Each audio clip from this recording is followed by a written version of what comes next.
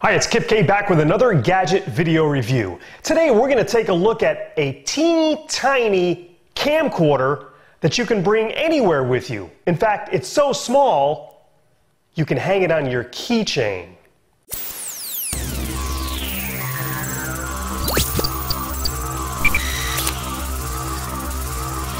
I had to see one of these mini keychain spy DVRs for myself. I mean, how good could the quality be? Well, I was surprised. At first glance, it looks just like a normal car remote, and it's about the same size. On one side is a USB port, a little reset button, and then a slot for a micro SD card, which the instructions say will support up to 8 gig, which is plenty for most applications. In the front is a tiny hole for the microphone and the larger one where the lens is. To power it up, the bottom button is pressed and held down till the light lights. Then the top button is pressed and held down, and you'll see the lights flash and then go off. It's now recording in covert mode.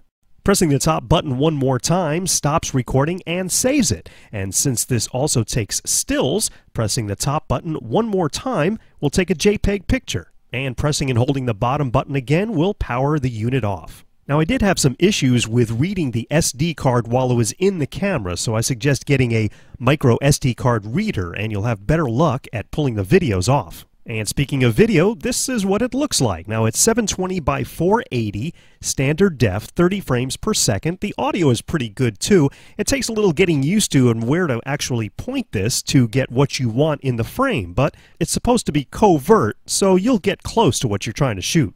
A text file added to the root of the micro SD card controls the date and time display.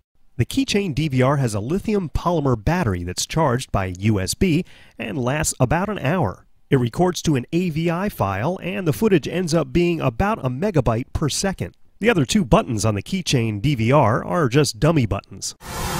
Now, I'd give this an 8 out of 10 overall rating for the reasons that I mentioned.